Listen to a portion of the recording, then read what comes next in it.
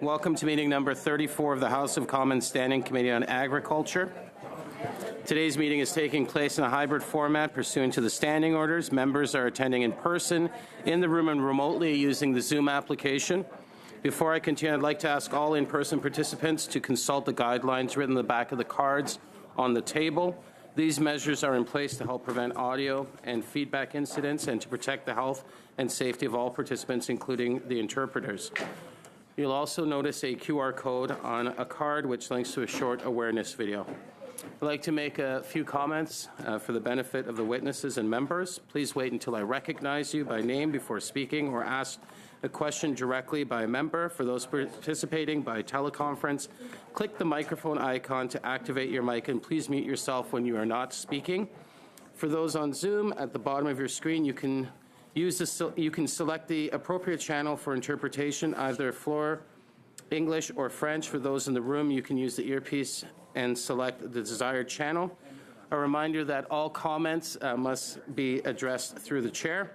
For members in the room, if you wish to speak, please raise your hand. For members on Zoom, please use the raise hand function. The clerk and I will manage the speaking orders to the best of our ability. We appreciate your patience. Pursuant to Standing Order 1082 and the motion adopted by the committee on Thursday, September 18, 2025, the committee is resuming its study on business risk management programs in Canada's agriculture sector. I'd like to welcome our witnesses joining us here today from the Canadian Cattle Association, Tyler Fulton and Ryder Lee. Welcome. Canadian Pork Council, Renee Roy and Stephen Heckbert. And from CropLife Canada, Pierre Patel. You have up to 5 minutes for your remarks, and then we'll open up for questions from the members. Welcome, everyone, and I now invite the Canadian Cattle Association for their opening remarks. Well, good morning, everyone. Chair, members, thank you for the opportunity to appear today.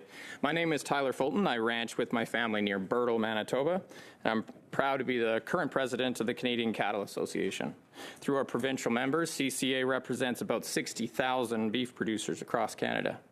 Strengthening the Canadian beef industry as a competitive sector for growth is critical to advancing Canada's trade diversification and food security goals. And that begins by growing the national cow herd. After several years of contraction, we're beginning to see early signs of rebuilding, up to an estimated 2.5% nationally. While that's encouraging, it remains fragile. This is why we need to ensure government policies across departments continue to encourage growth. For example, the government's current fast-paced trade diversification agenda, we need to ensure trade outcomes signal growth for the Canadian economy. Canada's current negotiations with Mercosur illustrate our concern. For Mercosur, beef access is the #1 negotiating goal at the negotiating table, which would expose and undermine Canada's domestic market at a time when Canadian beef herd is rebuilding. For Canadian beef producers, that's not diversification. It's risk without reward. Rebuilding a cattle herd is a multi-year, capital-intensive decision that depends on policy certainty and effective risk management. Addressing inequities for the cattle sector in the business risk management suite and through the next policy framework will play an important role in whether the herd growth momentum continues or stalls. With the next framework not starting until 2028, FPT governments should act now. Waiting will delay benefits to cattle producers until the 2029 calf crop. First, market and trade volatility continue to be significant risks. Livestock price insurance is the only program that allows beef producers to proactively manage price risk. It's particularly important for cow-calf producers making herd expansion decisions and for young and new producers who are most exposed to price shocks. However, high premium costs driven by increased market volatility are limiting uptake at the very time producers need this tool most. Unlike crop insurance and U.S. cattle producers, Canadian cattle producers do not benefit from a cost-shared premium. CCA has been a long-time advocate of cost-shared LPI premiums and making it a permanent program. This would level the playing field while reducing the reliance on other BRM tools. This is the fifth policy framework where governments have had the opportunity to address this gap. Weather risk and rising input costs remain significant challenges. Agri-stability continues to be an important role when producers face major income declines due to climate change challenges like drought, market disruptions, or cost pressures. We welcome recent improvements to agri-stability with the addition of pasture-related feed costs as an allowable expense to make the program more responsive for cattle producers. However, the current payment cap still limits effectiveness, particularly for the feedlot sector and other mid-large scale operations that are driving growth, export capacity, and investment across the sector and in their communities. CCA recommends increasing the payment cap to $15 million, eliminating the cap in the event of a catastrophic disruption such as foreign animal disease outbreaks, and enhancing the trigger to 85% of the reference margin. Strengthening the program will ensure it provides a reliable backstop that supports resilience and reinvestment. We were also pleased to host AAFC officials at our AGM in March to present their report on the feasibility of whole farm revenue insurance for the cattle sector. We appreciate the engagement and look forward to exploring this possibility and keeping those lines of communications open. In closing, growing Canada's cattle herd is essential to advancing shared objectives under the next policy framework. Realizing this potential will depend on a business risk management suite that is not only effective, but equitable to reflect the realities of Canadian cattle producers. Thanks. I look forward to your questions. Thank you very much. Next, we'll go to the Canadian Pork Council for 5 minutes. Merci, Monsieur le Président. Thank you very much, Chair. My name is René Roy. I'm a pork producer in the Beauce region of Quebec, and I'm the chair of the Canadian Pork Council. Joining me today is our CEO, Mr. Heckberg. I carry the voice of thousands of farming families who, from coast to coast, work tirelessly to feed our country and the world. Before addressing the technical details of our business risk management programs, I want to establish a fundamental principle.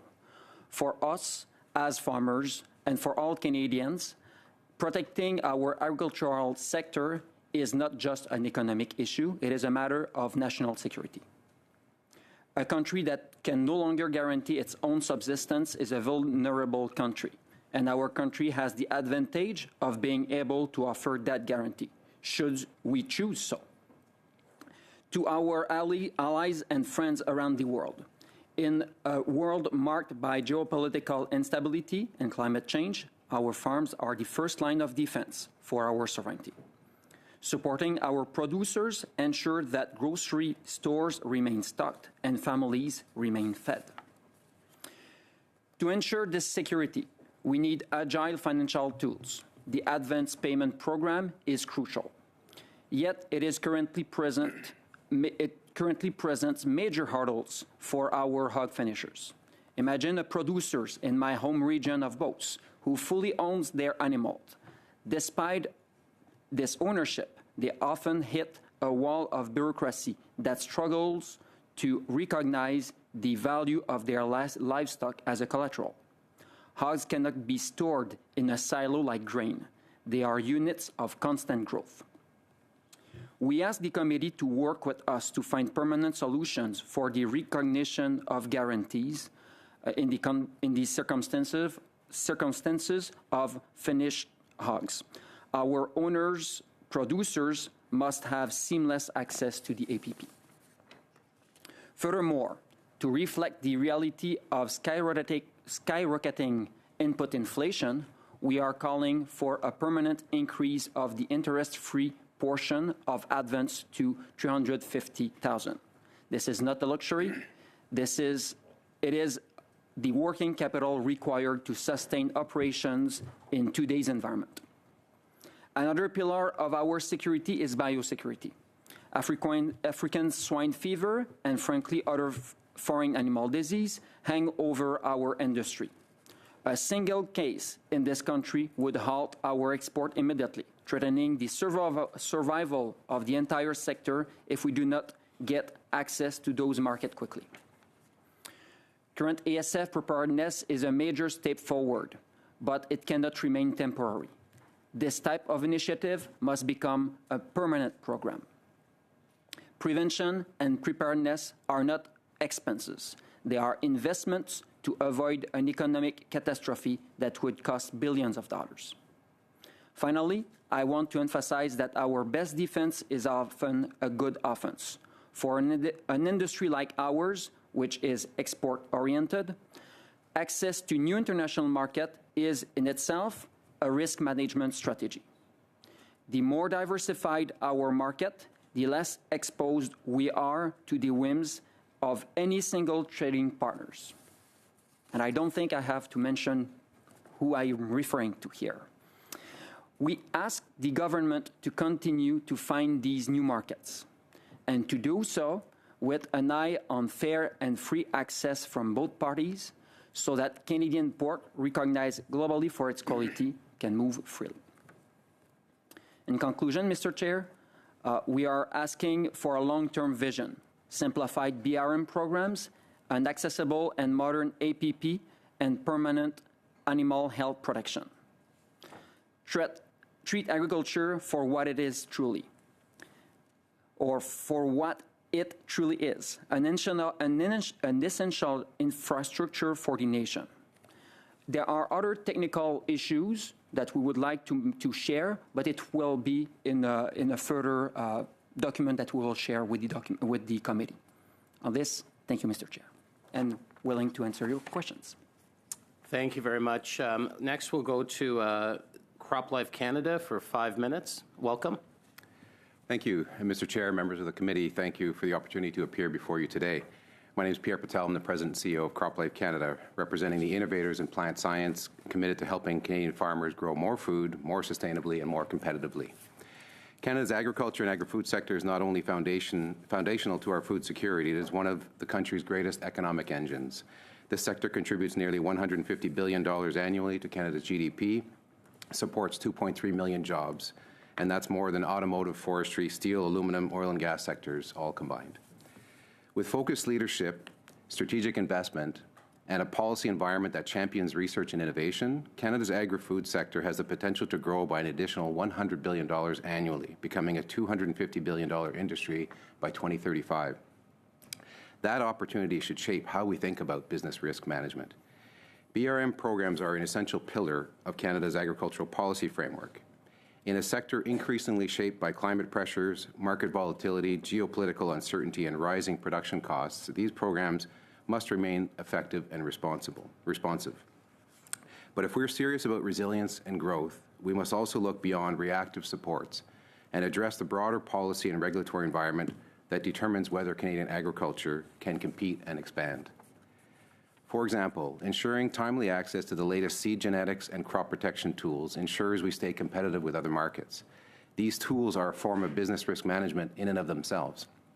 Seed genetics that better withstand drought or flood, crop protection solutions to address devastating pests, all help to minimize the reliance on BRM payouts.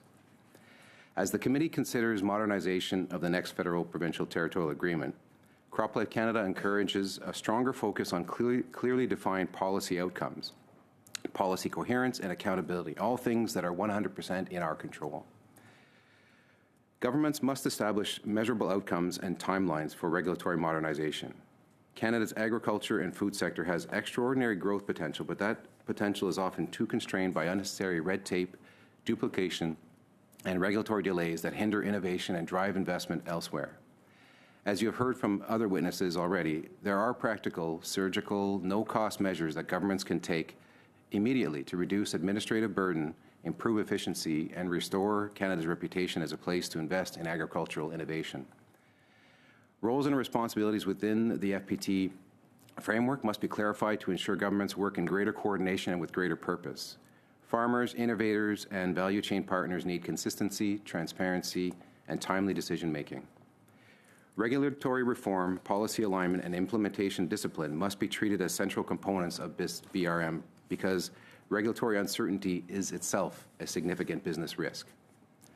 Now is truly the time for Canada to modernize its approach to regulation, to regulate for growth while maintaining the highest standards for health, safety, and environmental protection.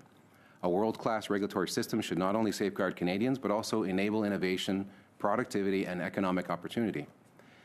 Lastly, in a global environment where the traditional rules-based trading order is increasingly under strain, Canada must play a stronger leadership role in defending science-based decision-making. Canada's long-term competitiveness depends on maintaining strong, credible, science-based regulatory systems at home and championing those principles internationally. Thank you very much. Well, thank you very much to each of our witnesses. We will open it up now, but before we start, I just wanted to mention that Mr. Bexley, you're subbing in for Mr. Bragdon today. Okay, I just wanted to get that on the record. We'll go to Mr. Bonk for 6 minutes. Right, thank you, Mr. Chair. In this committee, we're talking about business risk management tools in agriculture. And I think we've had huge improvements in Canada in the last 20 years when it comes to efficiency, when it comes to genetics, when it comes to forage management, pasture management, genetics on the hog side, particularly in the crops that we're using. And a lot of that's been driven by the scientific research that has been happening in Canada. And recently, the Liberal government has decided to close down research centres. And I'm just wondering if any of you, could you tell me how many members in your organizations have called you to congratulate the government on closing these research centres? That's open to anyone. Let the record show. Let the record show. So this is exactly what we've been hearing in this committee, in all the meetings we've had on this, that research is a very, very important part of agriculture and agriculture sustainability in Canada, and it's something that we should take seriously, and I hope that the Liberal government will reconsider their decision when it comes to closing these research centres. Maybe I'll address the rest of my comments to the Cattlemen's Association, because this is something I'm very familiar with. When we talk about business risk management, one of the biggest risks I can see coming to the cattle industry in a long, long time is the potential Mercosur deal that the government is working on now. And its devastating potential effects on the Canadian cattle industry. And maybe I'll just open the floor to you to explain a little bit more of why there is such fear out there in the cattle industry right now when it comes to this deal.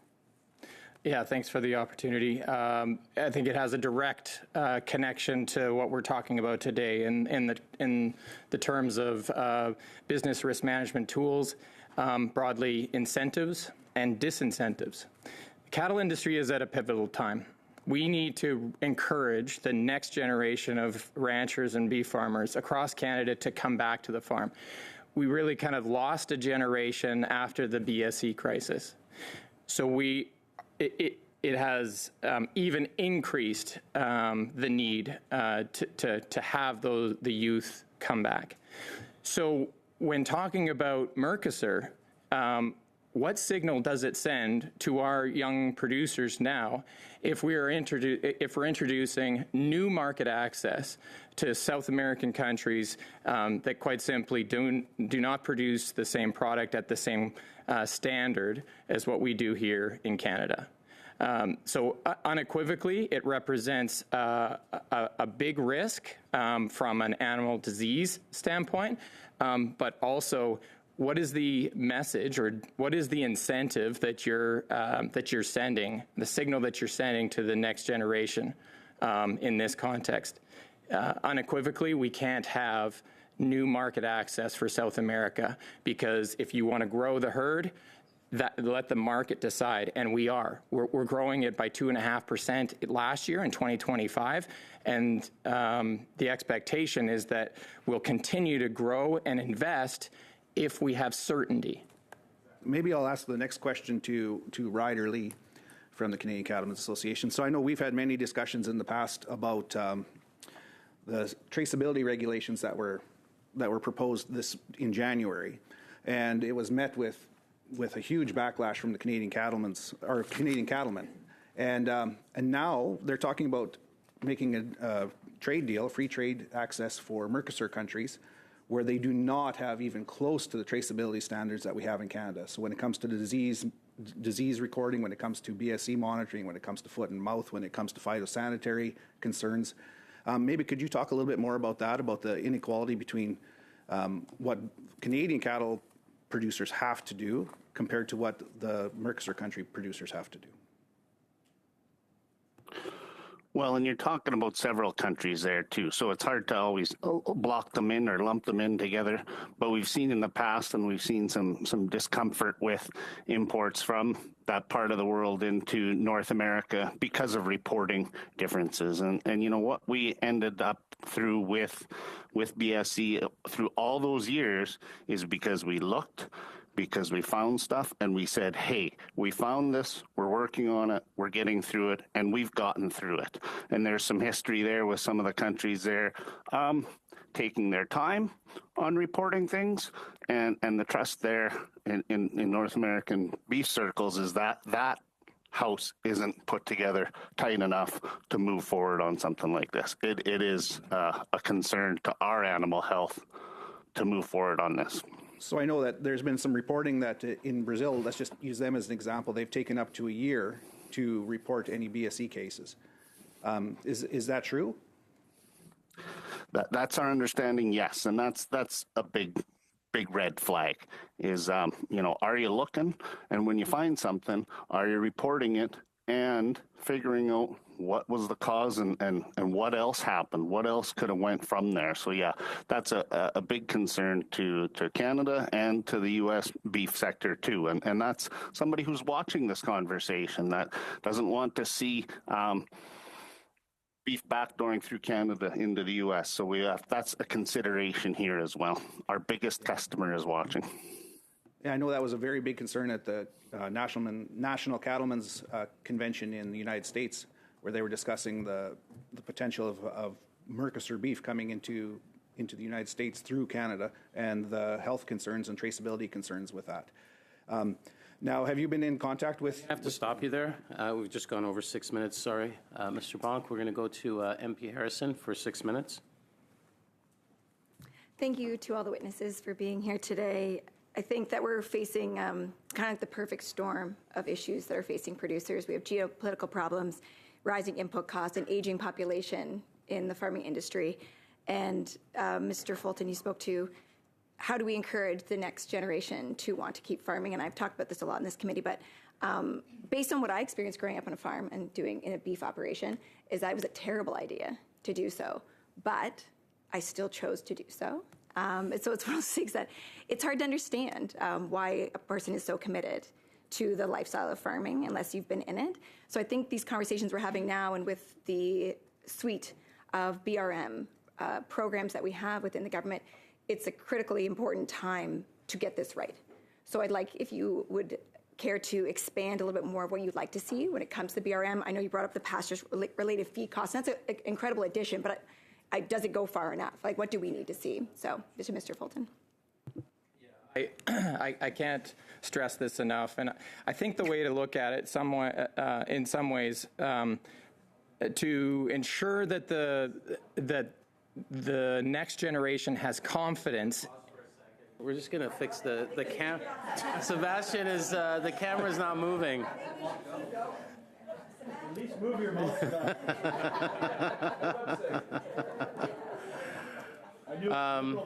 Okay, so that was mean. Okay, let's try that again. Sorry to interrupt you, sir. Go ahead. No problem at all.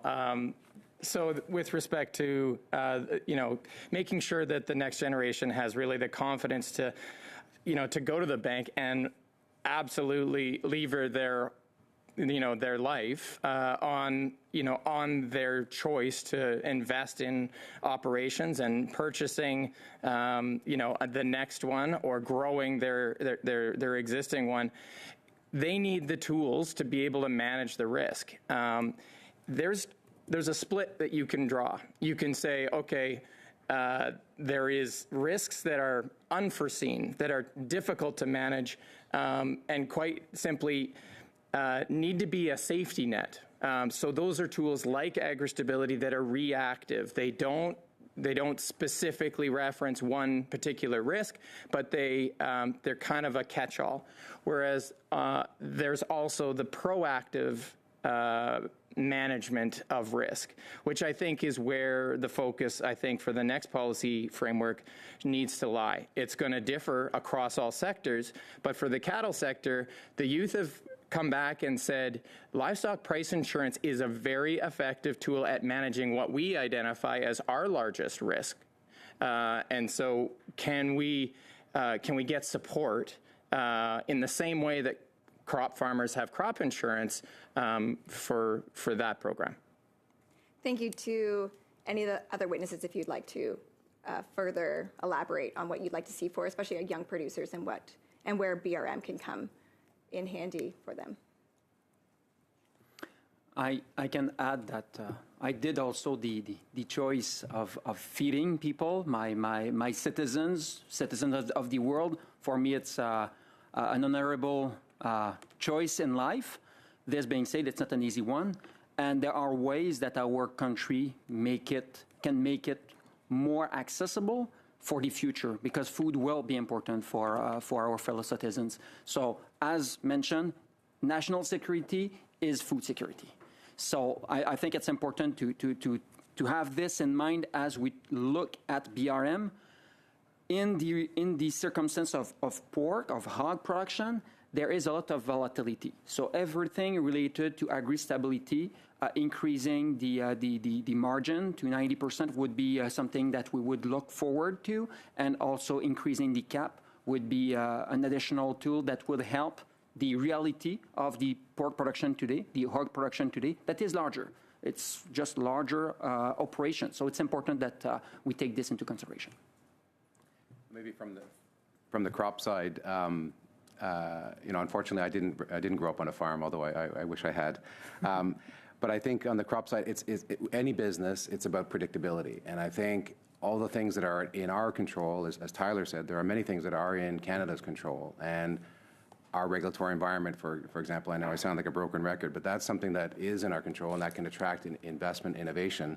And so when that farmer does face the inevitable issue that is out of their control, like weather events, drought, et cetera, that at least they've got a suite of tools to address those things. So that's really where we're coming from, is keep the toolbox full for the farmer so that it gives them a fighting chance and minimizes their risk. Certainly. Right before I left, my husband and I were in our driveway, and our water line has split from our pond to our water. And so we do high-intensity rotational grazing, so we need that water line to be working. And I looked at him and I said, we don't have to do this, right? Like, we could tomorrow sell everything, and our life would be seemingly so much easier. But it goes back to all your points, which is like, this is food security for my community. And so it's food security for across our country, and I unequivocally agree with you. This is part of national security. And now we see what we're facing, and I think the spotlight has moved on to agriculture and how it needs to be supported, and how do we foster an environment in which young people want to do so and continue to carry on the legacy of it. So I think, how much time do I have? Sorry. I'm done. Never mind, sorry. Thank you. I was letting you finish your sentence, yeah. Thank you. Mr. Lemire, 6 minutes, please. Merci. Thank you very much, Chair. Mr. Roy, first of all, thank you for your constant commitment to the society as a parent once again today. When you speak about the risks of the industry and the volatility of your industry, so when you speak about the risks, how is your industry adapting to current risks? What will it be like a program that would really combine all the interests of the industry within and without Quebec?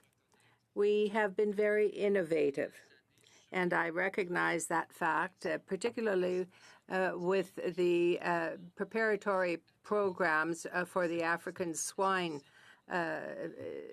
fever, not only within our industry, but also within the government.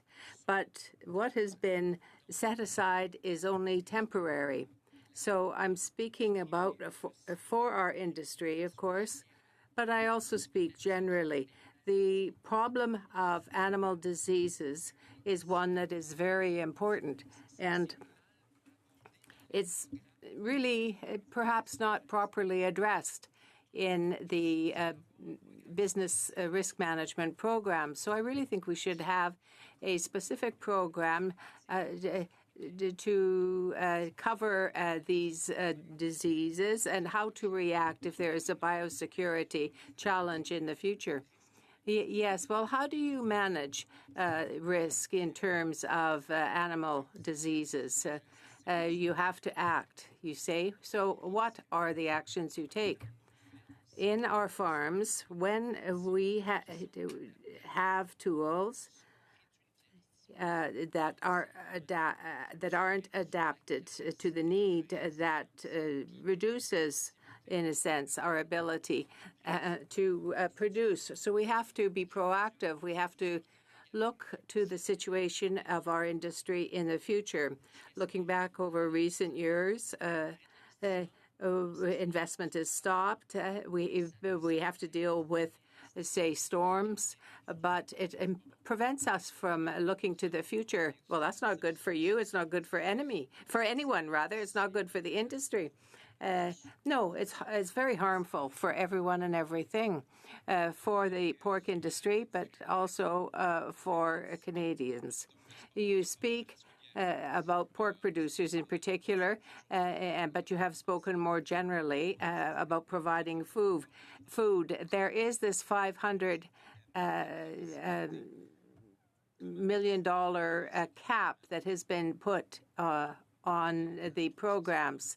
What would you do to improve it? I'd drop it to 350. I set it at 350 and then move on. Yes, but are we not just providing a Band-Aid solution rather than long-term sustainable solutions? Now, with respect to hog production, and we spoke about livestock production earlier, does that make the industry fearful when you see what can happen for your industry of hog production? Yes, because of the standards, yes, and I'll let my colleagues speak to that. That's a very good question. One of the challenges for us in particular is that clearly we would like to have access to other international markets. We have free trade in our DNA, of course, but with respect to Mercosur, their standards in terms of animal health are lower than ours. And one of the things that we are asking the government of Canada to do is to be stronger in terms of demands so that the standards in these areas are better adapted to our market. And there should be a standard across Canada that is applicable to this market, and that would, if we could bring them up to our standard, fine. But if they don't bring their standards up to ours, we will not buy their product.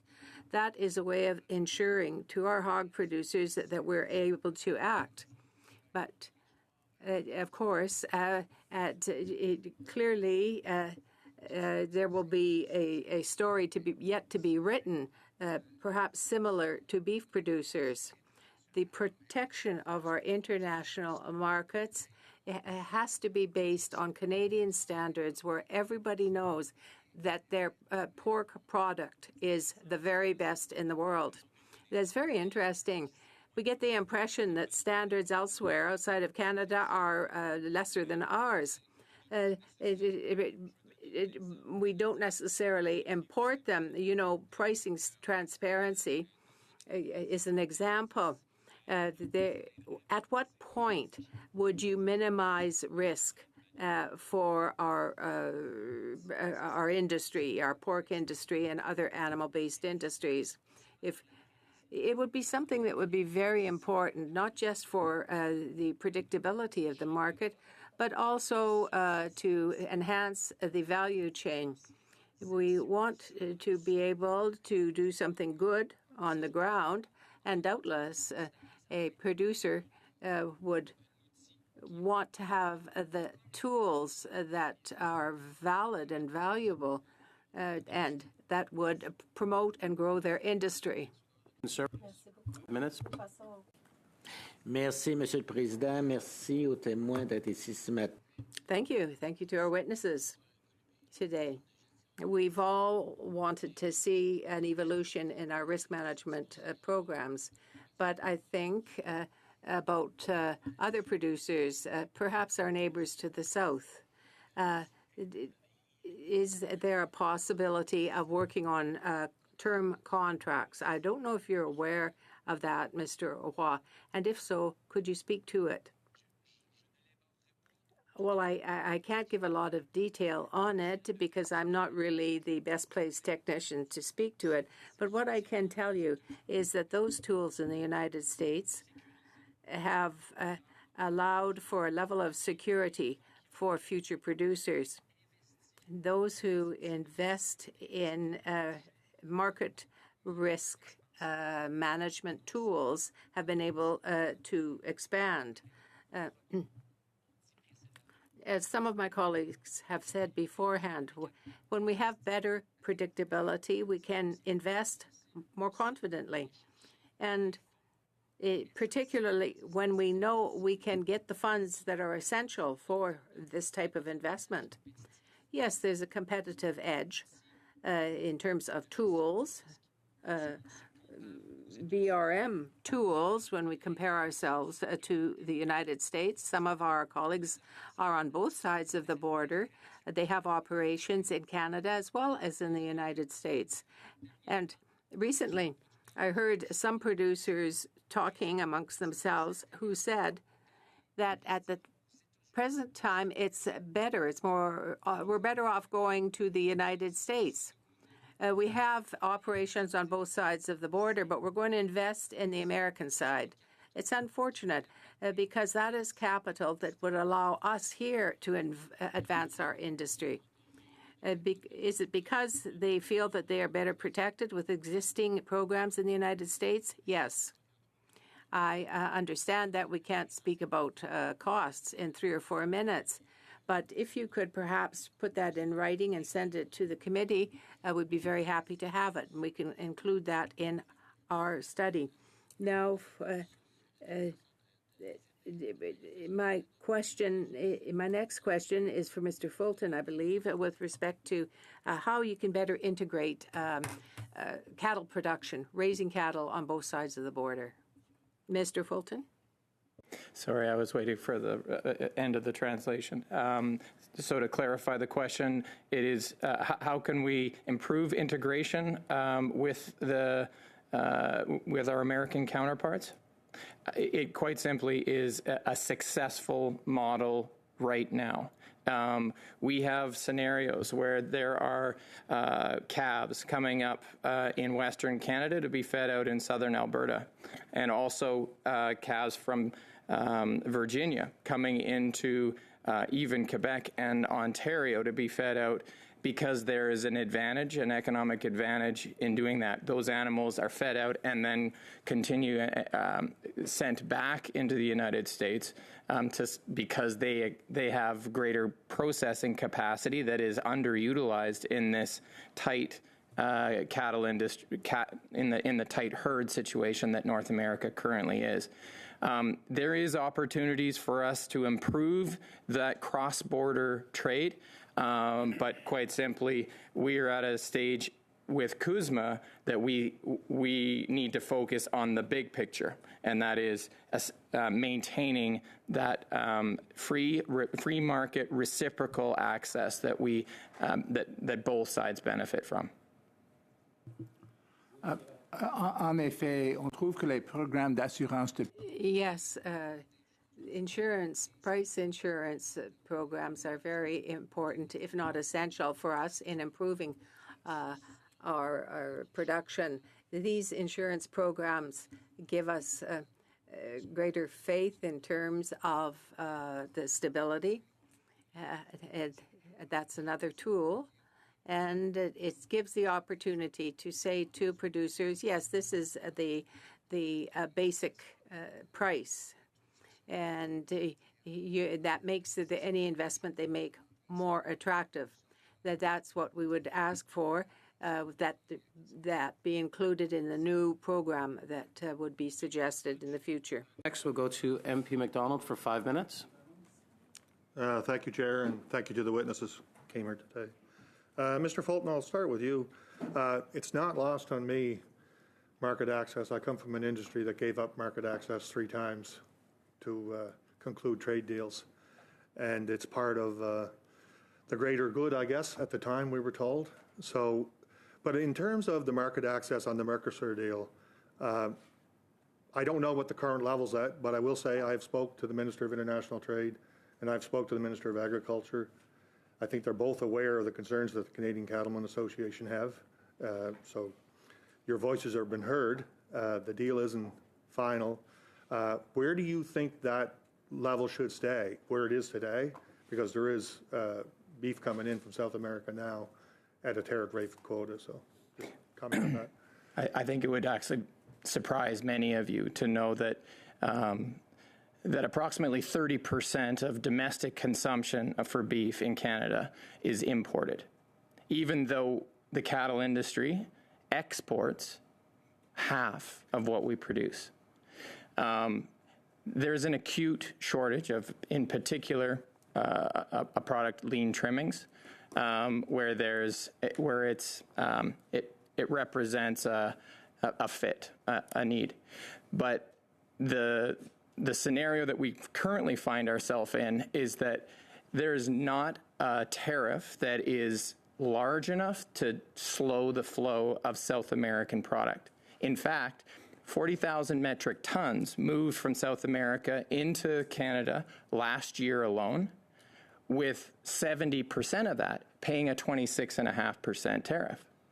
So when you apply a scenario where there's new tariff-free access, it quite simply doesn't address the elephant in the room, that is, they already are accessing the market freely with exceptionally large quantities. And that would only be more enticing with the high domestic prices in Canada today because of the herd decline that happened over the last decade. Yeah. That you said producers are trying to work towards growing, and so they're taking their dollars and trying to invest, and we have to protect that market in some way. Okay. Yeah, providing South America with new access to Canada is an incentive to producing beef in South America. It's not an incentive. It obviously has the opposite effect here in Canada. Okay, I got limited time, so I'm going to move quickly here. You mentioned the livestock and cattle insurance. So it's never been a popular program because provinces are rolling it out and they have to have the premium so high that producers don't take advantage of it. They self-insure. The younger producers obviously have challenges self-insuring. Older ones like me, not so hard, maybe. What do you visualize there? What will work? A cost-shared program with the federal government, obviously. The model that works is one that the crop insurance program uses, and that is a cost-shared premium of equivalent, equivalent proportions that crop producers have, whereby producers still have the largest amount of skin in the game, but the federal and provincial government come to the table to really modify that risk-reward scenario. It really, I can't stress this enough, that it's really impacting land use. There's an incentive to produce crops on much of that marginal land that ideally would be most productive in livestock use. Sorry, I want to get another question into the Pork Council, so I'm going to go quick. In Atlantic Canada, we don't have processing of pork, but I have a young, innovative couple in PEI that have vertically integrated. BRM programs necessarily don't help them on the processing side today. Is there help? Can we modify the BRM programs so that they'll address the processing side and the farm side of these vertically integrated operations that are raising pork, processing it, and a lot of it's brought on by the African swine flu, so they want to be totally secure. I'll start by saying that we believe that there must be programs for every part of the value chain so that we address the inherent risk of the sector. If we mix everything, it becomes hard to really address the challenge. But investing into processing is absolutely necessary if we want to keep our ability to export meat. Thank you very much. Next, we'll go to the block. Yeah, you're out of time. Next, we'll go to the block for 2.5 minutes. Mr. Lemire. Merci, Monsieur le Président. Thank you very much, Mr. Chair. Mr. Fulton, over the past weeks, we've heard some beef producers here at the committee who told us that business risk management programs were not well adapted to your industry. And the cost of transportation can be, for example, enormous in remote areas, and the costs that are associated with slaughterhouse. What is the reality that would help remote producers? What can you suggest? For the question. There is an opportunity, in particular in Quebec, to increase beef production through much of the north, as we've seen in recent years, but also within the southern dairy operations, where there's the practice of beef on dairy. That is really a trend that's meaningful and transformative for the whole cattle industry. In particular, I think the principle of remote farms, I think you need to come from a standpoint that they already have these other challenges, whether it be climatic or or logistical, as you mentioned. And so meeting the industry where they are is a critical principle, I think, and that is let the industry, the specific commodity even, come up with the solutions, the risk management solutions that make sense for them.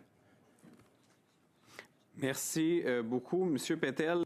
Mr. Patel, you often mentioned that the various agencies should take too much time, like Arla does, evaluating products. And there should be greater security in terms of food inspection. But the government has got some 500 employees that it's added to the Food Inspection Agency. Well, I thank you for your question, but in regulations, there's always a temptation to regulate more and to go further, particularly in terms of regulating to promote the economy. Is that the regulatory environment has just added and added and added over the years, and there's been no sort of looking back to say, well, is this burden too much for industry? And Canada is a small market in the crop protection space. Even though we grow a lot of crops, it's still a small market. And so the companies that create these new genetics and new crop protection tools, for the most part, are global companies, and their capital is mobile. And so we want to make sure that Canada is at the forefront. Next, we'll go to the Conservatives for 5 minutes. Mr. Bexley. Thank you very much, Chair, and thank you, witnesses, for being here today, and welcome to the colleagues. A very interesting discussion. Very, very important. I think, I'd like to say that maybe the elephant in the room is that the best business risk management program is the one that you don't need because you have a resilient industry. You have an industry that's healthy, that's profitable, and able to withstand the natural shocks and ebbs and flow of industry. So that goes to the broader policy foundation that we have, and it's been talked about a little bit. Mr. Patel, could you comment a little bit, in the context of, I tabled Bill C-273, the Farm Act, to modernize or establish trusted jurisdictions to bring these products into the marketplace, that we need to have a resilient industry. Could you comment on what impact that may have? Yeah, certainly, as I was saying to the last question, our first objective is to have companies come to Canada first, so that we wouldn't need to rely on other countries' approvals. We would have those companies coming, knocking on our door saying, your system is predictable, it's timely, It's a good market. We have farmers that are quick to adopt new innovations. So that's the number one objective, is to make sure that all new, whether it's seed technology or crop protection, that all those new technologies and innovations come to Canada first. But there are cases where, for whatever reason, a product maybe has been approved in another trusted jurisdiction, and the likelihood of it coming here may be low. That's something where the approach that you're proposing might have some merit, where you can rely on the regulatory approval of a country like Australia, for example, where we've heard of, the Prime Minister signed an agreement with Australia to push that even more. And so we see some promise there that could benefit both jurisdictions. Mr. Fulton, would you like to comment on that at all? Yeah, absolutely. The analogy is connected directly to the animal health products as well. Quite simply, if we don't keep pace with the global innovation that happens, then we're falling behind, and our productivity will be impacted, and therefore our competitiveness.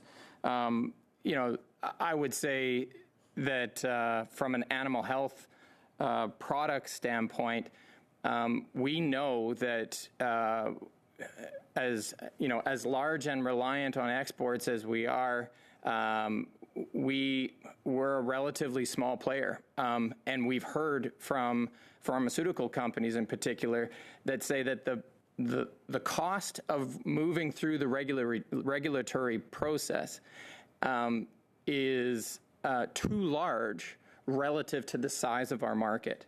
And so we simply need a mechanism to gain access to those products. So in one word, would it be fair to say that something like this would meaningfully impact the economic viability of operations today? Absolutely. Yeah, absolutely. It would meaningfully.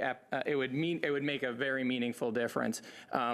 Really, not just on all sectors of the cattle industry. Mr. Eckbert, the same. Yeah, veterinary products for sure would lead to an enormous cost savings for pork producers across the country.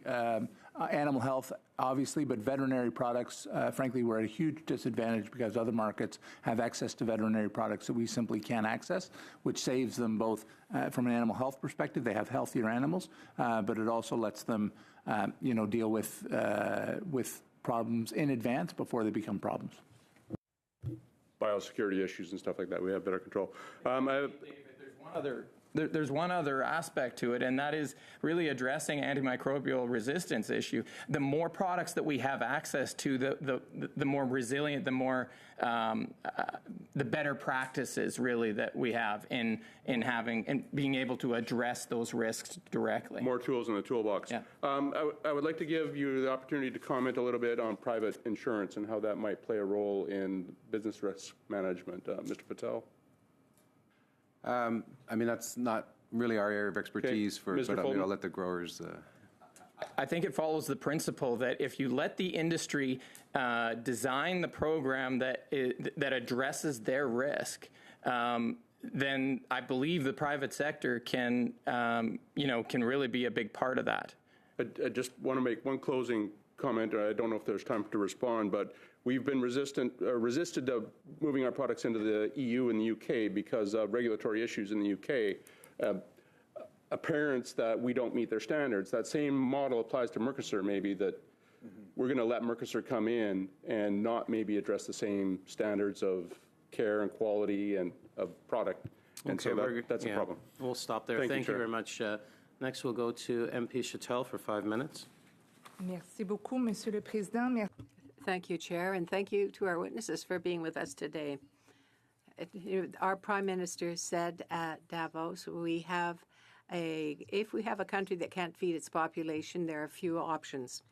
I believe that people understand clearly that agriculture and agri-food are strategic sectors. And as has been said earlier, there's also the issue of national security. In defense, we see that there are clear targets, clear goals, and a way of measuring success in terms of investment and in terms of Canadian purchasing. to allow Canada to become more and more autonomous. My question is for everyone, but I'll start with Mr. Fulton. How would you describe your ambition for the whole sector? What would be your goals, your targets, your performance indicators in your sector? I know this is a very big question, but if you reflect on it, I'm pretty sure that you have indicators, matrix that you could send to us in writing if you want to do so as well to augment your answer. So, gentlemen. Yeah, broadly, I see the Canadian cattle industry as really a bright spot for growth in agriculture in Canada. And specifically, we have, I believe, comparative advantages across, as compared to the rest of global beef exporters, like phenomenal genetics and technology that allows us to lever and find insights within the genetics that are there. That's one aspect, but broadly, we can move this back to growth in the mother cow herd, because it is profitability is those market signals that drive that. And so we're more than happy to provide targets based on those productivity and innovation that take us 20 years out. But we're on a timeline on the cattle cycle that is a lot longer than what an annual cycle is for some of the other commodity groups. Merci beaucoup, Monsieur Patel. Thank you. Thank you for your question. We would love to see more of an ambitious agricultural agenda. We've heard a lot about becoming an energy superpower, or already being there, but maybe expanding that. We talk a lot about critical minerals, becoming the supplier of critical minerals. I think agriculture is a little bit overlooked. It's that quiet engine that just keeps churning out year after year. But we would love to see some ambition. We saw, the Dominic Barton report from 2016 talked a lot about setting targets. Canada can be the #2 global exporter of crops and livestock products. More processing in Canada. I think there was some ambition there that we can get back to, and that's what we would certainly like to see. And then there's a structure that needs to enable that, and that's why we keep talking about you have to have a regulatory environment that will attract the innovation, which will then drive some of that growth. So there's lots of pieces to the puzzle, but I think setting some clear, ambitious agricultural targets would be excellent, I think, for Canada. Mr. Hegbert. We think we can increase our domestic consumption of pork, so replace some of our imports with more domestic consumption. We think there's a need to perhaps do some more marketing around Canadian pork, but more importantly than that, we think we can double exports over the next 8 years. And so from our perspective, we think we have a huge opportunity in pork in Canada. We think we produce the best pork in the world. We think we can be part of the national security arrangements with some of our allies. Korea, Japan, others are becoming ever more reliant on Canadian pork. We think we can build those trade agreements into defense agreements as well. And we think we can have sort of a real power play where, with the kind of markets where we need those mid-sized markets, where we need stability and predictability, we think we can come to the table and make sort of our agricultural production part of their security arrangements and vice versa. And if I may, if I have time, I also wanted to know, why do we need risk management program? What do they should be achieving? What is their main focus, main goal? Can you define it shortly, Mr. Fulton? It drives investment. If you manage uncertainty, it drives investment, and that's economic growth. Merci beaucoup. Well, thank you very much. Thank you to our witnesses for joining us here today. We will suspend for 5 minutes to change our panel. Thank you so much.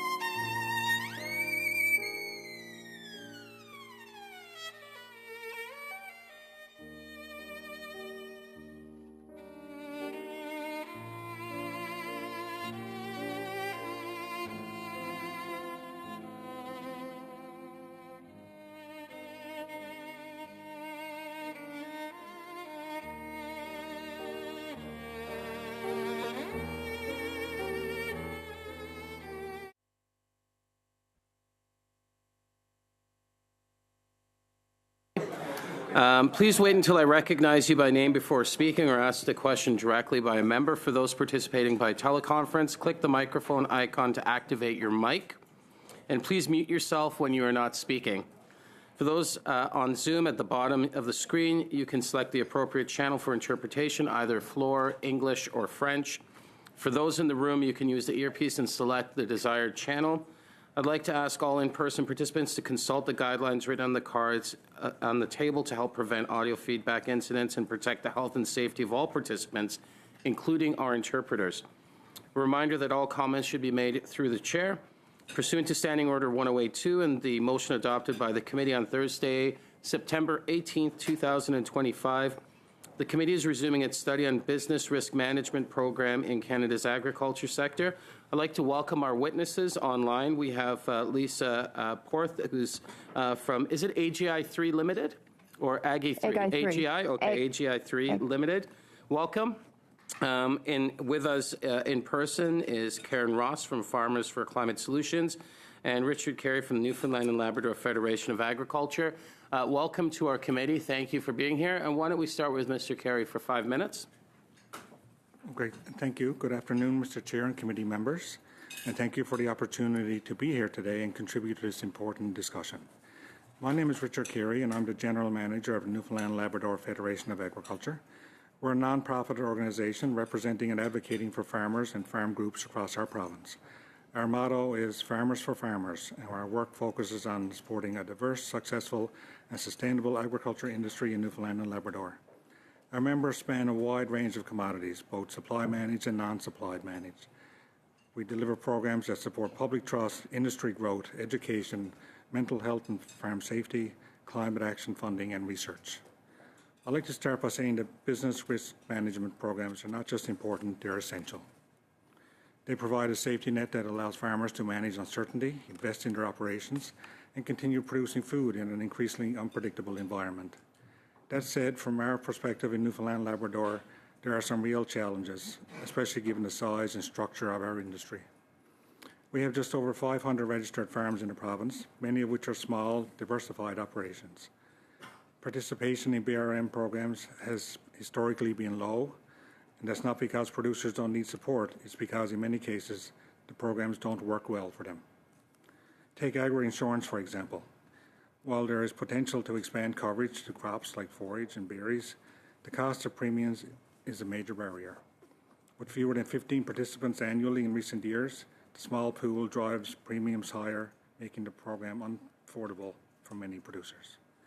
Even with the current 60% federal provincial contribution, which is appreciated, the remaining 40% cost share is simply too high, especially for vegetable producers facing already tight margins. We believe there's a need for increased government investment in the insurance fund, particularly for smaller jurisdictions like ours. This would help stabilize premiums and make the program more accessible. Climate change is already impacting our producers. We saw significant drought conditions in 2025, and those risks are only increasing. Farmers need affordable tools to manage that reality. On agri-stability, we support maintaining the current compensation rate. This level of support makes meaningful difference in encouraging participation. At the same time, however, the program needs to be simpler and more responsive. Right now, it's often seen as too complex and difficult to manage, difficult to navigate. For Agri-Invest, we recommend reintroducing the matching contribution rate from 1% to 1.5% to encourage greater program participation and increase farmer savings to better enable farmers to manage smaller but more frequent income fluctuations that are becoming more common. The contribution rate was previously 1.5% in the Growing Forward Contribution Agreement many years ago. There are also gaps that need to be addressed. For example, livestock insurance in our province is currently limited to predation. Producers need broader protection against disease and natural events. Compensation rates also need to better reflect the true value of breeding stock. The absence of coverage for our honeybee industry is another gap worth addressing. Agri-recovery programs have been helpful, but timeliness is critical. When disasters happen, producers need immediate support when it matters most, not months or a year down the line. At the end of the day, what we're really asking for is flexibility. Programs need to better reflect regional realities and be adaptable to smaller industry like ours. With only a small number of producers participating in each program annually, we need solutions that make these programs viable, accessible, affordable, and worth enrolling in. Producers in Newfoundland and Labrador are resilient, innovative, and deeply committed to what they do, but they need the right tools to succeed. Our goal as a sector is growth in production, growth in participation, and growth in our contribution to food security and self-sufficiency in the province. Strong, responsive, and inclusive BRM programs are key of that future. Thank you again for your time and for the opportunity to share our perspective. I look forward to your questions. Thank you very much. Next, we'll go to Karen Ross for 5 minutes. Welcome. Thanks, Mr. Chair. This is on? Yes. Okay. Mr. Chair, members of the Standing Committee, thanks for the invitation. Farmers for Climate Solutions is Canada's national organization advancing tools that support farmers and ranchers to improve resilience and stewardship in the face of climate change. We need a new vision for risk management in Canadian agriculture, one that better balances reactive response with proactive investment that builds resilience. Currently, we are mostly paying for risk after it happens, rather than reducing it before it occurs. And if we don't find a better balance, we will soon be unable to keep paying the bill. Today, I will offer 5 recommendations that can help to move us from a system that keeps us on our heels, bracing, spending the majority of our public funds just barely withstanding shocks, to one that gets us on our toes, helping us prepare for, prevent, and reduce risk, opening up more space to seize opportunities to grow and innovate. Let's first take a look at where we are now. Business risk management costs are rising sharply, driven largely by more frequent and severe climate events, while participation is declining. This increasing ratio means we are concentrating more public dollars into fewer operations facing higher levels of risk. Putting more eggs into fewer baskets is both a paradoxical and undesirable trajectory for risk management. We got here because while our BRM programs were thoughtfully designed in the 1980s, they have not kept pace with today's risk landscape, which now includes more frequent and severe climate events like droughts, floods, and wildfires, volatile input costs, tight and uncertain margins, and growing market expectations around environmental performance. By failing to adapt, our BRM programs have not only skyrocketed in costs, but have unintentionally stifled innovation, including farmer and rancher-led efforts to diversify and reduce risk at the source. Across Canada, farmers are already reducing risk, diversifying production, integrating crops and livestock, improving soil health, and protecting natural water management systems like wetlands. These practices can improve profitability, stabilize yields, and build resilience to market volatility and climate impacts. But current BRM programs do not consistently recognize this, and in some cases, they discourage it. I'll give 3 examples. First, wetlands are critical for managing floods and droughts, yet under current insurance structures, marginal lands are more likely to be brought into production because the public subsidy overcomes profitability risk. Second, intercropping can reduce production risk, but intercropped acres are subject to lower insurance coverage limits, which hinders adoption. Third, improving nitrogen fertilizer use can improve profitability in the face of volatile prices, but agri-stability tends to reward higher nitrogen applications. We need a risk management system where building resilience is not the risky choice, especially when building resilience also drives significant public benefits like cleaner air, better soil, water management, and biodiversity. So what do? 5 recommendations. First, let's make BRM more performance-based and choice-driven. Farmers and ranchers who reduce risk should be rewarded with lower costs for stronger coverage or expanded program access. Second, ensure BRM doesn't work against resilience-building practices and outcomes. Risk management should reinforce, not undermine, the practices that make farms and ranches more stable and self-reliant. Third, recognize investment in research, innovation, and practice adoption are critical scaffolding to BRM, and ramp it up. In a rapidly changing climate, we are only as good as our information, and better science is how we get ahead of risk, not just respond to it. We are also only as good as our management strategies, and adopting new practices for better risk-reducing outcomes also carries risk for farmers. Strategic initiative programming that supports adoption ensures BRM's long-term viability by reducing risks upfront. 4, improve data for modern risk modeling. We need better actuarial evidence on how today's practice outcomes actually change risk at the farm and ranch level, so programs aren't based on out-of-date data, benchmarks, and risk profiles. And finally, 5th, create a dedicated fund to de-risk innovation and scale what works. Promising innovations in BRM already exist, but they're not scaling. Public and private risk providers are often unwilling to absorb the uncertainty required to trial and scale new models. So a dedicated fund would provide a protected space to experiment before widespread implementation. So I'm going to close with this. In a more risky world, we cannot outspend risk. We have to invest in reducing it. That is the path to the sector's long-term viability. Getting this right will determine not just how farmers survive, but how they succeed. Thank you. I look forward to your questions. Thank you very much. And next we'll go to Lisa Porth for 5 minutes. Thank you. My name is Lisa Porth. I'm a professor of finance at the University of Guelph and a professor of actuarial science at the University of Waterloo. I hold a PhD in actuarial science and agricultural economics, and I'm also a co-founder of Agri-Food, which is a Canadian company focused on agricultural risk intelligence, private insurance innovation, and geospatial AI for farm-level risk management.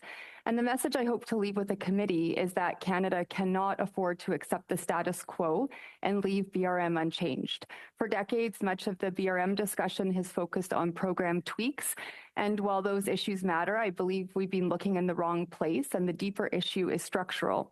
The current BRM suite provides an important foundation for producers, but the risk environment has changed faster than the structure of those programs. Public spending, like we've heard, is also increasing, producer satisfaction is decreasing, and the protection gap is still widening. The core challenge is that we're asking a small number of programs to do everything for everyone. A single structure cannot be equally effective across every crop, region, farm type, and layer of risk. Canada needs a more modern, layered public-private risk management framework, and that starts with a simple recognition that not all agricultural risk is the same. Some losses are catastrophic or base layers of risk where public sector BRM programs should maintain their clearest mandate. Public dollars should protect this foundation because broad participation, stability, and government support are most needed. But above that foundation, there's room to do things differently. At the upper layers, what I call the performance layer, losses are often more frequent, farm-specific, and sensitive to management, technology, and local conditions. And that is where underwriting, data, pricing, and individualization matter most. Private sector products can help control public costs while improving choice, flexibility, and performance for farmers. Right now, public spending is spread across multiple layers of coverage, so public programs and private products can compete for the same premium dollars and risk layers. If a farmer lowers public coverage to buy a private product, they may be leaving subsidized dollars on the table, even when the private option may be better suited to their farm and provide more individualized coverage. So as a result, the current structure can unintentionally block the innovation that farmers need. So the answer is not public versus private, it's public and private coordinated by risk layer. Canada does not need to spend more to begin testing this. It needs to place public support in the right part of the risk stack. A coordinated pilot could do that in a cost-neutral way. A participating farm would still have access to the same overall level of public support, but more subsidy would be pushed into the catastrophic base layer where government has the clearest role. Less subsidy would attach to higher, more individualized layers, putting them on a more even playing field with private sector products. This is a win for farmers, governments, and the private sector. Farmers gain real choice and better coverage options without taking anything away. Government can focus public dollars where they buy the greatest value, the lower systemic risk pool. And private capital gains room to invest, compete, and innovate in product design, underwriting, claims, technology, and producer advice. So this is not a wholesale redesign of BRM overnight. Nothing is taken away. The practical step is a coordinated national pilot in the next policy framework, run it in parallel with the current system, give a cohort of farms the choice to test a layered public-private model, and use real farms, real data, and real accountability before broader reform. Technology is also essential to making this work. Modernizing BRM can't simply mean digitizing forms, portals, or policy documents. Digitizing paperwork is not the same as modernizing risk management. True modernization means modernizing the actuarial engine itself. And the good news is that Canada doesn't need to start from scratch. Canadian-built technology already exists. It's being used by farms, and it's ready to be leveraged more broadly. Ag-3 has built a patented and patent-pending geospatial AI-native agricultural risk platform that supports exposure management, risk classification, pricing, underwriting, in-season monitoring, claims evidence, and portfolio learning. And it has enabled private crop insurance, grain forward contract default protection, yield and revenue concepts, and coverage from the field level to the whole farm level. And this technology is being developed in Canada, implemented in Canada, and it's ready to be leveraged more broadly. We're also working with Alberta and Manitoba on a project to demonstrate how BRM can be improved for farmers while containing costs for the public sector. And so Canadian-built technology already exists. Farmers are asking for better tools. What is missing is a structure that allows those tools to scale. Other jurisdictions, including the United States, show that a stronger public-private ecosystem can drive innovation, claims infrastructure, and farmer choice. And Canada should build its own version, one that protects the public foundation while giving farmers more choice and government better tools to manage cost, integrity, and performance. I'm going to have to, okay, thank you very much. Thank you. That was perfect. We'll go to the Conservatives now for 6 minutes. Welcome back. Thank you, and thank you so much to the committee for giving me space to be here today again and to talk about the farmers from my great province, Newfoundland and Labrador. Mr. Carey, in your opening statements, you made reference to a lot of things that I'm actually hearing from the farmers over on my side of the island, in particularly the agri-recovery framework, and there was a very small window of time that our farmers had to qualify to receive support. And I'm just curious if this is something that you heard from farmers right across the province. Yes, definitely. We heard about it on the day it happened, on February 11th, I believe. It was a Tuesday, I remember fondly. And they had until Saturday or Sunday to get everything in order, which wasn't enough time. The drought, kind of ended at the end of October, perhaps. And then we had, November, December, January. And it was, I don't know if it was more done towards the end of the fiscal year or how it all came around, but there was a lot of farmers couldn't partake. They never had the arrangements made in the 4 days they had. We respect and the agri-recovery program, but more has to be done in the timeliness of what has to happen. Yeah, thank you. And I think it also impacted some of their cash flow as well because they had to have the forage paid for. Another witness also talked about that another issue that they saw was that it was actually failure around other policies, specifically around the production insurance, and that if that was a better program that they wouldn't necessarily need this agri-recovery framework. I'm curious if you had any thoughts on that or if that's something that you hear. Well, with the agri-insurance, that covers 6 of our vegetables. Right now we're growing up to 100 vegetable and fruit through research over the years and innovation throughout the years. So 6 out of 100 isn't going to do it, we'll say, to maintain the economic viability of farmers. The low uptake is a result of that, and low uptake is a result of increased premiums, which further discourages other farmers from partaking. It's one big cycle. Yeah, and thank you for that. I'm glad that you mentioned research as well. I'm just curious, like in Newfoundland and Labrador, where this industry is fairly new, and I certainly know over on my side, we got a lot of new startup operations. I'm curious the value of research, especially to our farmers in our province, if you could speak to that. Well, research is so valuable. It's part of what the expansion that we're currently undergoing. I had a tour up to the new federal research station in St. John's. It's a marvelous facility. They've got big plans this year. But no, research is so valuable. The province has their own research division as well. They're doing great work. We're anxious every year to see what's developing and to jump on that and help grow the industry. Yeah, and just as a follow-up to that, too, just for the benefit of the committee, we have harsh weather conditions. We also have a shorter growing season. So within the context of that, is the closure of the Napan Research Center, would you say that that would impact us more negatively because of our dynamics also being an island? Would it have a greater impact on Newfoundland and Labrador farmers? For sure, yes. Any research is valuable wherever it occurs.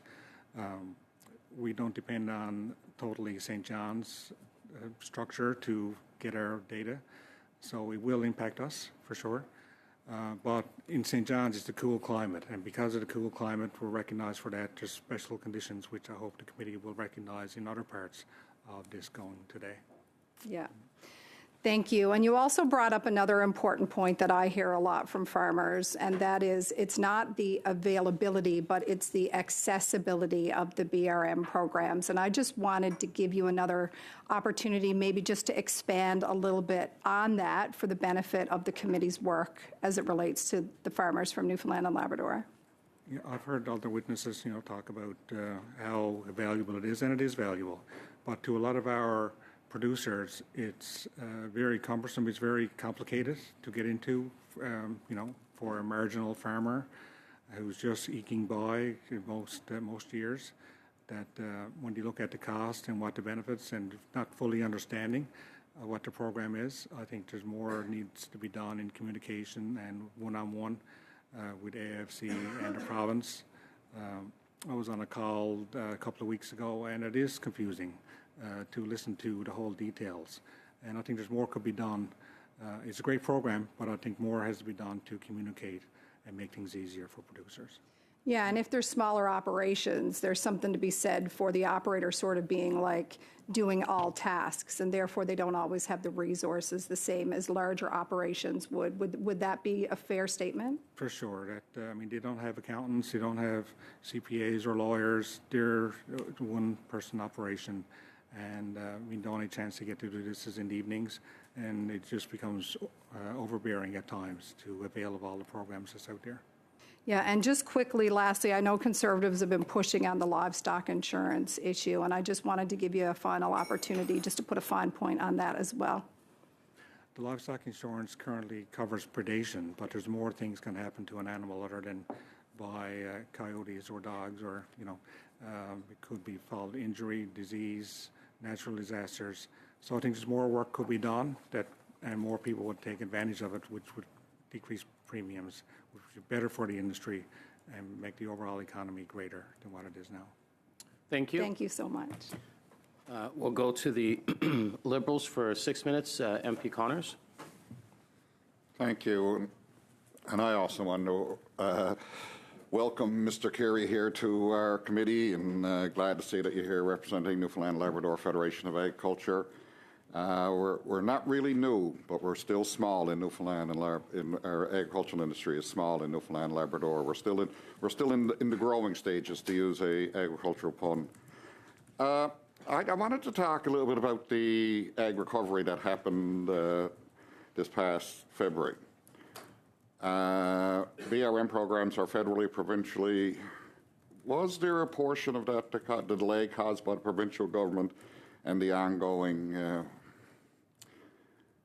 I would think it's a combination for sure. There's a lot of, I realize I had a whole career in provincial government before this, so I recognize what happens behind the scenes in provincial terms. There is delays, and I think there's lessons to be learned as to how, the farmers need help as soon as this happens, as soon as it ends. So I think if we look back on lessons learned, I think there's probably more could have been done, maybe more resources, human resources could have been put into it to get it out quicker, but for sure it's complicated. We are thankful that it did come down, for sure, but a lot of people couldn't avail because of the short timeline, but it has helped.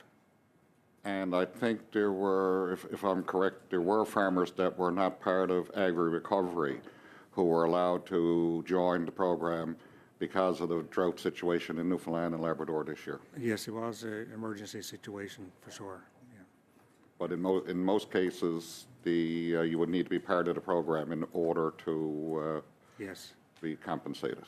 And again, like I said earlier, it's a complicated to small farmers whether to avail of it or not, and if they didn't, they kind of missed out in some respects.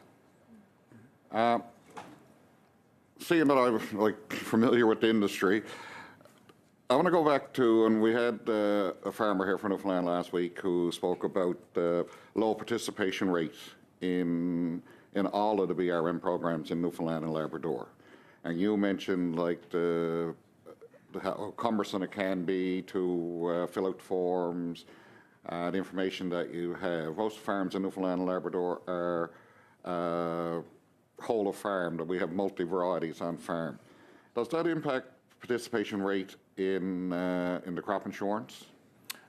For sure, yes. I mean, a farmer that's diverse in different types of vegetables can only insure parts of vegetable, parts of the fields. So it becomes problematic in that regard, and it's it's a series of accounting and everything else. But there's more work to be done, I think, on that. We could expand, make things easier, and I think that's where the key is. I think this is a great start, the committee forming like this, but I'm hoping that there's many things going to come out, including changes that are warranted for a regional. I mean, we're unique in so many ways in the province, and I'm sure there's other provinces. I mean, the average farm in Newfoundland is 142 acres, and the average farm in Canada is over 800. So we're at a disadvantage. Our soils are stony and rocky and shallow. We're going uphill all the way in what we're trying to do. So we need some special consideration for the So is it factors that we have. safe to say, from your background with the provincial government, now your role with the Newfoundland Labrador Federation of Agriculture, to say that one size definitely does not fit all in this situation? No, I think we should look into what can help for a region. Now, maybe Newfoundland is not unique. Maybe the Atlantic Canada provinces can support the same argument.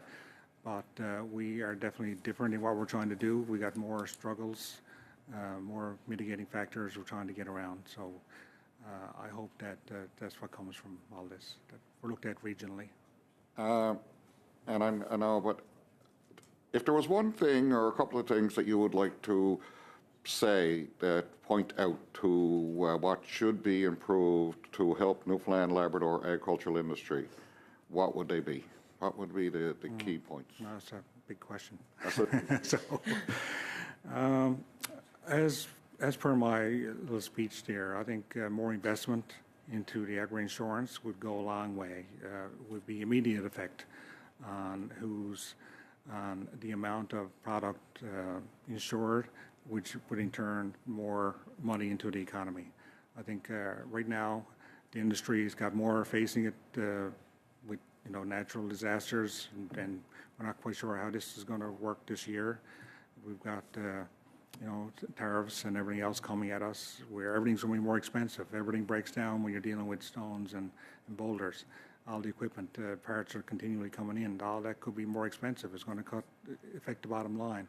So I think some recognition of the uniqueness of our province and more discussions should be had. I think we're safe to say climate change is here, and it's not going to be going away anytime That's soon. right. It's going to cost us, for sure. How much time do I have? 10 seconds. Well, I want to thank you again for coming out to meet with our group, and I look forward to having you here again sometime. Mr. Lemire, 6 minutes. Merci. Thank you very much, Chair. Ms. Ross, and also Ms. Porth, and Mr. Carey, thank you for giving us your time. Here's a profile that's a bit different. You have spoken about innovation in business risk management already exists, but you didn't give us any concrete examples. Can you think of one such example in Quebec where perhaps programs do not work out as intended? Yes, I'm going to answer in English. It's an excellent question because I might not have the vocabulary to express my thought. I'll give a few Canadian examples, actually. I'll start in Alberta and then maybe pass it to you, Jen, for a bit on Quebec and come back for a conclusion, perhaps. In Alberta, we have a new pilot available for producers in one particular region in Alberta where they get a premium discount based on their soil carbon measurement.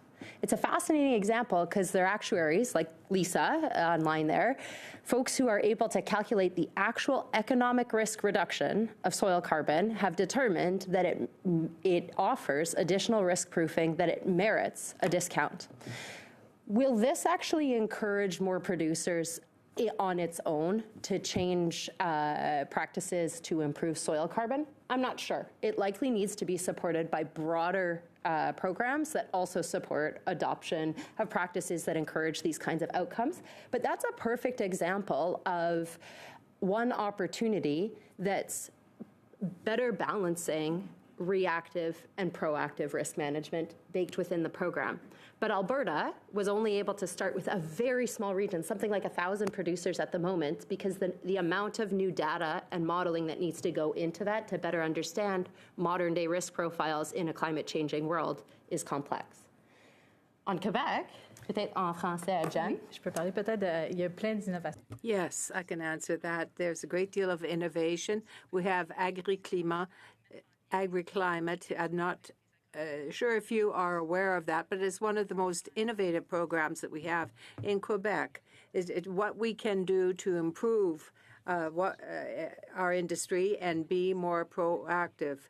It is something that stresses how farming is done, practices to improve the resilience of farmers, but anything that can be done to better position yourself when disaster strikes. And what else could I add?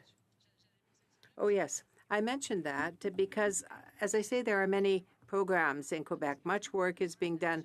There's a lot of horticulture in Quebec, and in Labrador, we see that the programs are not well adapted to this type of production in horticulture, as to the principle of being able to insure it. 60,000 more per hectare. If there are losses, all I recover, say, is $300. So it's not really commensurate with the type of loss that has been suffered. From the activity standpoint, it's okay, but I think it has to be better adjusted to approaching conditions of climate change. Well, I can speak to the intercropping program, which we use. It's less covered than it should be under risk management programs. How can it be better covered? Example from a producer we work with in Saskatchewan. So he's seen amazing benefits in terms of profitability when he intercrops peas with canola. This has some great environmental benefits, but let's not focus on this. Let's just focus on it from a business perspective. What he's been able to do is reduce his nitrogen bill by 90%. Okay, that's a huge profitability saving. And he gets a yield off of both crops at 120%, so better yield. But the Saskatchewan program limits his coverage for that kind of intercropping to only 30% of his total acreage. So that's a great example of an acreage limitation where if this producer wants to take on these excellent risk management business practices, he's forced to be limited to 30% coverage. If the worst drought hits, nothing's going to grow, right? So he's therefore making a choice on his own to take on full risk beyond the 30% adoption. That's a kind of immediate barrier we could remove from our risk management programs in order to better balance a proactive and reactive approach.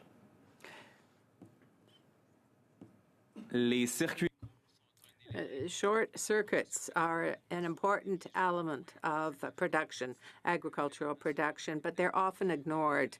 So how can you attach more value to an aquaculture that is better adapted to its environment? What can we do to better develop regional agriculture? About risk management in Canadian agriculture, we absolutely need to think about food security, and local food systems are certainly part of that. In many ways, local food systems is a bit beyond the scope of Farmers for Climate Solutions, but that said, I think this goes to our point around what supports risk management in Canada? What are the complementary programs we need in Canada to ensure our agriculture sector is risk-proof within climate change and other geopolitical instabilities that are creating reasonable concerns for Canadians around how are we getting our fuel, how are we getting our food, how are we getting the nitrogen that supports our food system. So I'm not sure in terms of in terms of better supporting local food systems, we definitely need changes to risk management programs so that they support more diversified operations, which are typically the ones that are providing food locally. But beyond that, we need better supportive programming around risk management that will continue to enhance local food systems appropriately. Merci beaucoup. Merci. Okay. Thank you. Go to Mr. Ebb for 5 minutes. Thank you, Mr. Chair. I'll direct my questions to Ms. Porth online. From your testimony, I gather what you're proposing is that a private insurance structure not compete with the provincial offerings, but be more in a complementary setting to it. Is that correct? And if I understood further, that perhaps measure it with a shift in public resources more toward the catastrophic level, i.e. the provincial offerings. And then are you suggesting any subsidization at the private offerings or totally private? Yeah, exactly. I think that's one thing that's really lacking in Canada is choice, and we've heard that from producers. And part of it is, we're relying on these BRM programs to do everything. And so as the risk gap increases, those programs can't keep up. And even though we keep putting money into the program, it's not enough. And so if we look at other jurisdictions, the U.S. is a great example.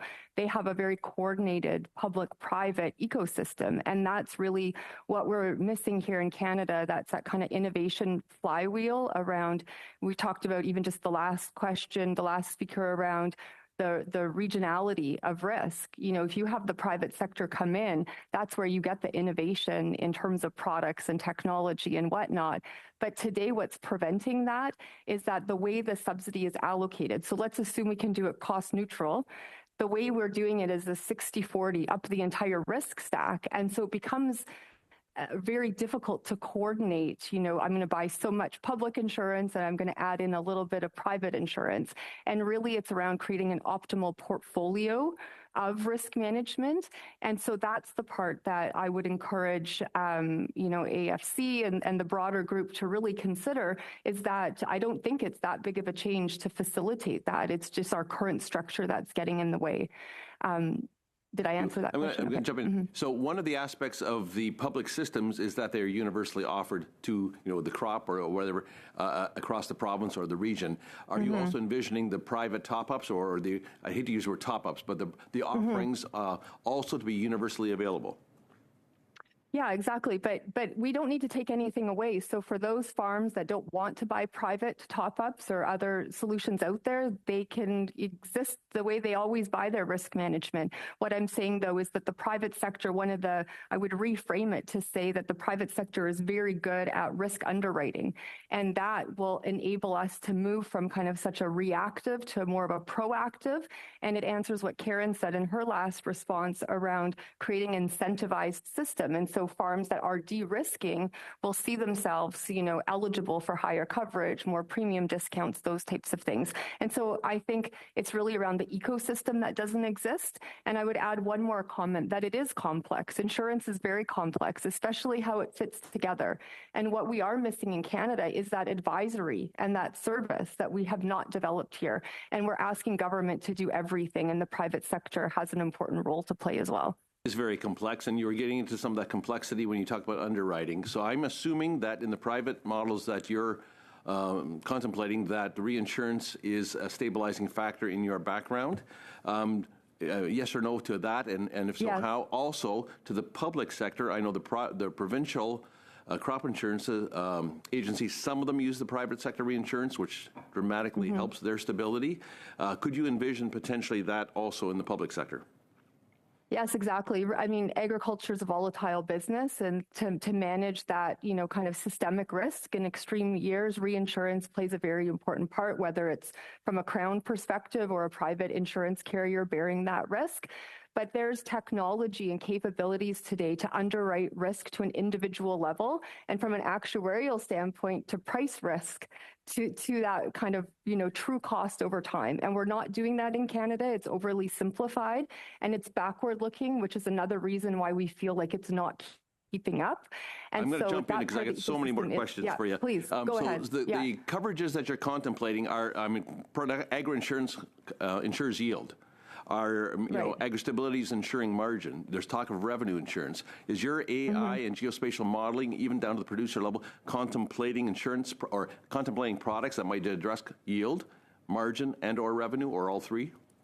So it can do everything. And that's the ability is the Agri-3 technology is one of the only ones globally that can actually price down to the field level. And it doesn't matter the structure of the program, whether it's yield-based, revenue, margin. We're doing that today already. We're even doing forward contracting insurance. Thank you very much. Yeah, go ahead. I'm gonna stop you there. We'll go to MP Dandurand for 5 minutes. Thank you. Merci beaucoup et merci. Thank you, and thank you for being with us today to discuss business risk management programs. This is something that is truly essential for our farm producers, and it's very difficult to deal with solely on the private market. The government has to be involved. My first question is Farmers for Climate Solutions. One subject you brought up is that of the capacity to share knowledge. I hope that you have linkages in Quebec with agronomers, I'm sure. But when you talk about business risk management programs, one way of reducing risk is to share information. To your mind, are there ways of linking BMR programs? Is there a way of mentoring, of better communicating, so that farm producers would be less vulnerable to risk that approaches? Merci pour la bonne question. Thank you for your excellent question. For Climate Solutions, we run Canada's widest reaching program offering tools to farmers to build resilience and stewardship in the face of climate change. And we ourselves are shocked by the results. So 4 years ago, we started this program hoping to enroll 10,000 farmers over 4 seasons. And what we landed on was almost 35,000 farmers. So there's a serious interest in more knowledge around risk protection because farmers and ranchers are facing much more volatility today. And farmers and ranchers are driven by self-reliance. It's a big part of our values, right, as private business owners. What's even more impressive is that our program, we just got our 5-year stats in, and 80% of producers, as a direct result of taking our program, have adopted a new practice. So there's a real on-the-ground impact from learning something new. And these are the kinds of practices I'm talking about that programs like Alberta are now rewarding because they lead to better risk-reducing outcomes. Lisa just mentioned it, though, that there's then a disconnect between those risk-reducing practices and how they're interpreted within our risk management programs. So one attempt is now that Agri-Invest is linked to the Environmental Farm Plan. The Environmental Farm Plan has many limitations. We'd love to see improved tools for farmers and ranchers to learn more substantially about risk preparedness and to overcome barriers of adoption. But that's an example of the direction we could go. Beyond that, I think as conditions change for qualifications for different insurance programs at the performance layer that Lisa's talking about to better encourage proactive risk building, we need to ensure that producers have the right information to be able to meet those new conditions and to benefit from those rewards of reduced premiums or enhanced coverage.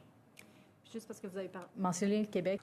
Since you mentioned Quebec, I think there is Agri-Climate, which is the type of program that we would like to see in a future strategy.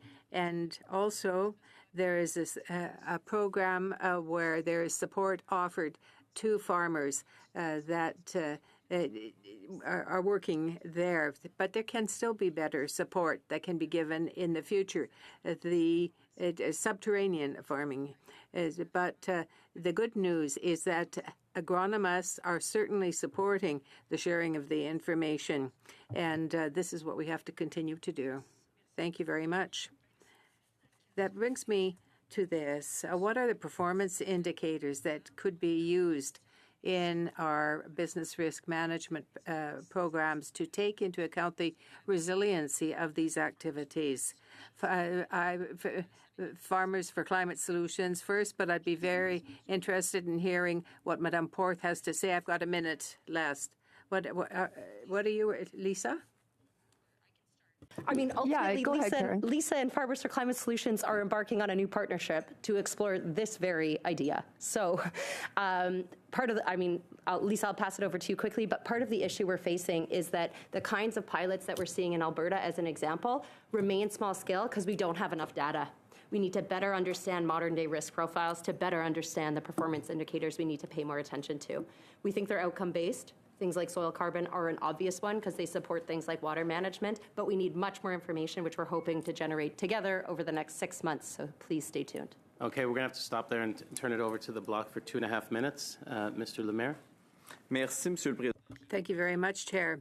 I think we're talking about a lot of cracks in the system into which many small producers fall. And the problem is that it takes time to deliver the needed help. And over the past few years, we see all types of exceptional instances where there have been extreme weather instances, and to be able to hand over what farmers need as they need it. Well, I can give you an answer very quickly. An example, I have friends who are diversified in Quebec. They have $350,000 lost because of floods. And 2025, they still haven't gotten their payment. In their community, they went to all the banks. They tried to get the funding that they needed. That was several years ago. But in 2025, they had more climate-related difficulties. So all of this to say, the first payment has not yet been received. So payments have to be sent out more quickly. That's the very first issue. Well, number two, you have to have a balance, too. So rapid response when disaster strikes. Upfront support to ensure that whenever possible, we're prepared before disaster strikes. Vous nous avez également parlé de You also spoke about the importance of taking into consideration research, innovation, and more research on climate change, all of those leading to good practices. What is the most important to your mind of these? Climate change before. Climate change impacts are predictable. They will become more severe. That's known. What we don't fully know is how to do our best innovating within these new circumstances. Science is what's going to keep us on our toes. Otherwise, we're simply bracing for what we don't know. What we need is more science in new farming. New farming is new farming in climate change. Programs like Living Labs, Swift Current, Regen Organic, research. These are programs that had applied results that our farmers in our networks were using every season to improve production, and we'd like to keep seeing those. Okay. Merci beaucoup. Yeah, thank you. Thank you. Thanks to our witnesses for joining us today. That was very informative. We appreciate your time. Just for the committee, we've got a couple of things we need to figure out. The press release for the science study was issued to everyone. Can we issue that? Are we good? Okay, thank you. And for our next study on food security, we need to get the witness list to the clerk.